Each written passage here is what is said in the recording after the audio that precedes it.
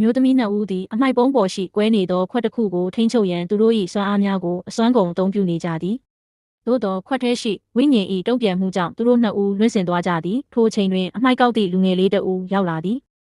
မြို့ပြလူတွေဟာတကယ်နှမျောစရာကောင်းတာပဲဒီလောက်လာတဲ့ခွက်ကိုလွှင့်ပြရတယ်လို့ဆိုပြီးခွက်ကိုကောက်ယူရန်လက်လန်းလိုက်သည်အမျိုးသမီးတဦးကတာမန်လူသားခန္ဓာကိုယ်နဲ့ဒီခွက်ကိုကိုင်ရင်တည်သွားလိမ့်မယ်ဟုအလောတကြီးသတိပေးသည်လူငယ်လေးကသူမကိုယူနေသလားဟုထင်မှတ်ကခွက်ကလေးကောက်တာပဲဘာလို့တည်ရမှာလဲဟုဆိုကခွက်ကိုအသာလေးကောက်ယူသွားသည်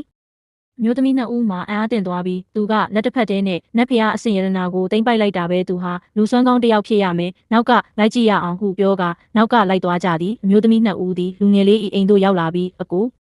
ဒီမှာပစ္စည်းတွေရောင်းသလားဟုမေးမြန်းသည်လူငယ်လေးသည်သူတို့ကိုချမ်းသာသောဖောက်တယ်များဟုထင်ကားသူမနက်ကစားချင်းစားကြံကြက်ဥပြုတ်များဖြင့်ဧခံသည်အမျိုးသမီးများကြက်ဥကိုကင်လိုက်သောအခါကြက်ဥထဲတွင်ကြောက်မက်ဖွယ်ကောင်းသောဝိညာဉ်စွမ်းအားများပါဝင်နေသည်ကိုတွေ့ရှိသွားသည်ရင်းမှာရှေးဟောင်းနတ်ဖျားသားရဲ့ဥဖြစ်ကြောင်းသိလိုက်ရသည်ကြက်ဥဘဲကားရသလဲမေးရာကိုယ့်အိမ်ကကြက်ဖူးရာဟုလူငယ်ကဖြေသည်သူတို့လှည့်ကြည့်လိုက်သောအခါလူငယ်မွေးထားသောကြက်ဖမှာဒဏ္ဍာရီလာဖီးနှင့်ငှက်ဖြစ်နေပြီးချင်းတောင်းလေးရှိဟင်းရွက်များမှာလည်းရှားပါဆေးဘက်ဝင်အပင်များဖြစ်နေသည်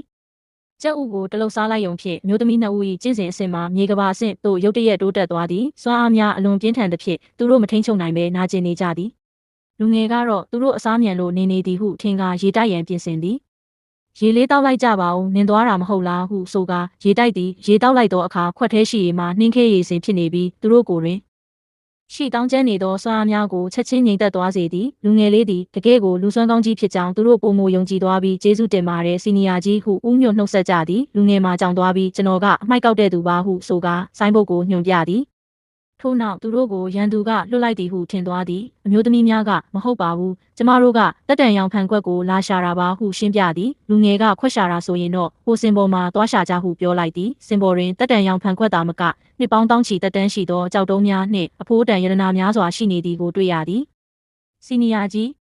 ကျမတို့ဒီအပေါ်ကပစ္စည်းတွေကိုတကယ်ရွေးလို့ရတာလားဟုမေးရလူငယ်ကဒါတွေကအမိုက်တွေဆိုပေမဲ့အလကားတော့မပေးနိုင်ဘူးတခုခုတော့ပြန်ပေးရမယ်ဟုပြောကပတ်စံတောင်းသည့်ပုံစံလုပ်ပြသည်အမျိုးသမီးများမှာလူငယ်လေးကိုနားမလည်နိုင်အောင်ဖြစ်နေရသလိုအဖိုးတန်ကြောက်တုံးကြီးကိုမြင်ပြီးအံ့အားသင့်သွားသည်